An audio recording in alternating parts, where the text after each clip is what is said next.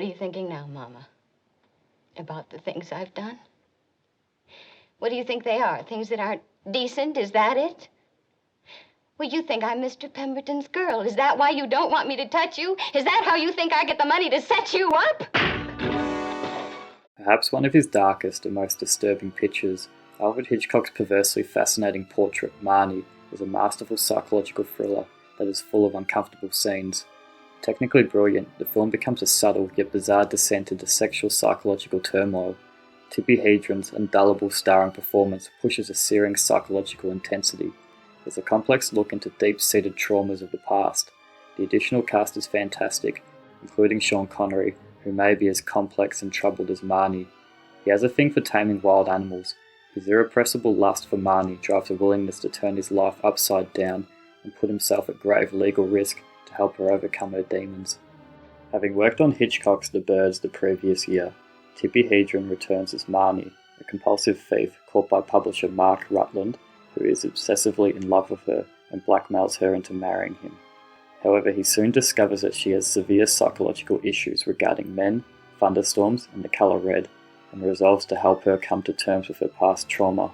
Why can't you just leave me alone? Because I think you're sick, old dear. I'm sick. Well, take a look at yourself, old dear. You're so hot to play Mental Health Week. What about you? Marnie is a serial kleptomaniac who insinuates herself into businesses as a bookkeeper, gains access to their safes, and makes off with stacks of cash. The film does hold this peculiarly mysterious crime as leverage to fish the audience into its narrative, but never tries to keep it as the only thing that is important. I wouldn't say that Marnie is a horror movie, but a film of horrors that are all connected to sex. Marnie is a master of disguises, a shapeshifter, opaque to herself and opaque to the world.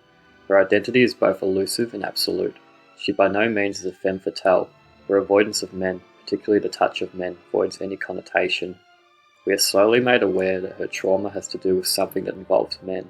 This is also the reason for her trying to be independent. Her reason to steal sprawls out from it too.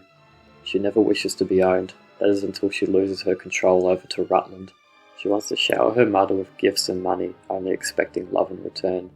There's a sense of jealousy that she feels when her mother's love is diverted towards the neighbourhood kid and not towards her. She desperately yearns for the comfort of her mother's love, unaware of her deep narcissistic nature. Bernice Edgar is truly rotten and somewhat despicable.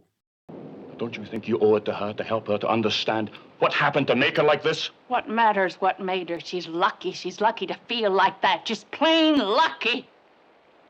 Marnie is about a woman who wishes to own something for herself in order to make herself realise that she has an identity that isn't defined by need. She has a singular presence that's at the same time an absence and is pushed to its extremes. Her terror for the colour red is magnified as well, in all its subsequent set pieces, including an elaborate wide-angled shot of a robbery and a horse mishap that comes to a standstill when the horse is ridden of its pain with a pistol. Hitchcock procures Marnie's pain as something that is real and should be taken care of.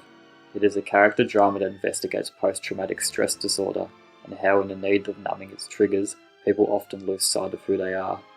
Marnie is a film that gradually disturbs you, whether that be by its imagery or lack of morality by numerous characters.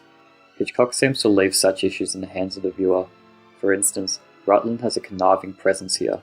Hitchcock plants him like one of his leading men, tall, dark and handsome, and the right kind of swagger, but beneath all that he is somewhat of a selfish blackmailer. Perhaps his infatuation for Marnie has led him along this path. Marnie is an unsuspectingly dark character study that withdraws its suspense in favour of unsettling psychological drama. A compelling Hitchcock thriller, Tippi Hedren's brilliantly uncomfortable performance shines, yet disturbs. It's a bizarre descent into sexual and psychological turmoil.